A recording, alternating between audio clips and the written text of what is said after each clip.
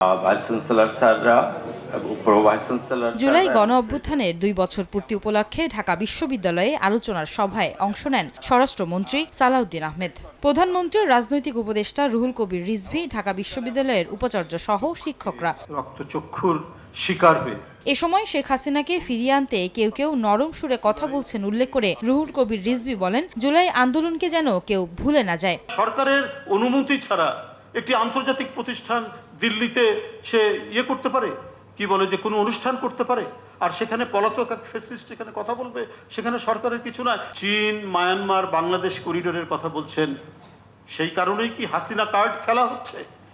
এটা আজকে মানুষের কাছে সবচেয়ে বড় প্রশ্ন।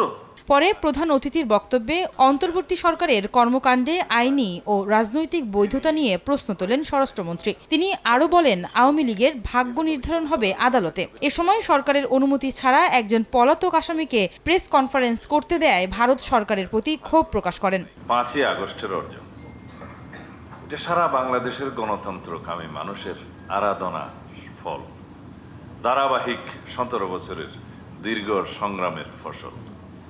এটাকে রাজনীতিকীকরণ করা হচ্ছে একটা ভুল পদ্ধতি।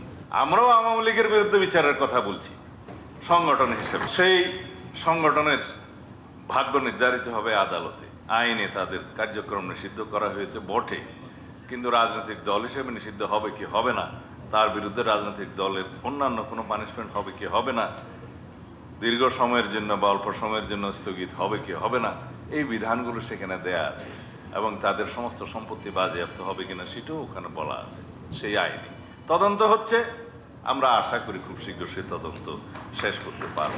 রাজনীতিতে বাল্যশিক্ষা শ্রেণীর ছাত্র হয়ে যদি বিশ্ববিদ্যালয়ের প্রফেসরের মতো আচরণ করে, সেটা ঠিক নয়। কেউ যদি মনে করে মাত্র 36 দিনের আন্দোলনের ভিতরে 17 বছরের ধারাবাহিক আন্দোলনের কিছুই নেই, তাহলে এটাও রাজনৈতিক অপরিপক্কতা। এদিকে জুলাই গণ অভ্যুত্থানের 2য় বর্ষপূর্তিতে ইঞ্জিনিয়ার ইনস্টিটিউটে আলোচনা সভায় পানি সম্পদ মন্ত্রী শহীদউদ্দিন চৌধুরী অ্যানি বলেন, ফ্যাসিস্টের বিচার না করলে ক্ষমা করবে না দেশের মানুষ। আজকে ফ্যাসিস্ট যে হুঙ্কার দিচ্ছে, যে কথা বলার চেষ্টা করছে, যদিও বাস্তবতার সহিত কোনো মিল নাই, এত অপকর্ম, এত অত্যাচার, এত নির্যাতন, এত গুম, এত খুন, সবকিছুর দায় নিয়েই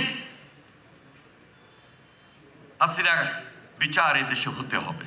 এ সময় জুলাই সনদ নিয়ে বিরোধী দলকে সস্তার রাজনীতি থেকে সরে আসার আহ্বান জানান মন্ত্রী। সবচেয়ে বেশি শক্তিশালী এবং বেগবান আয়েশা সিদ্দিক সামিয়া, সময় সংবাদ, ঢাকা।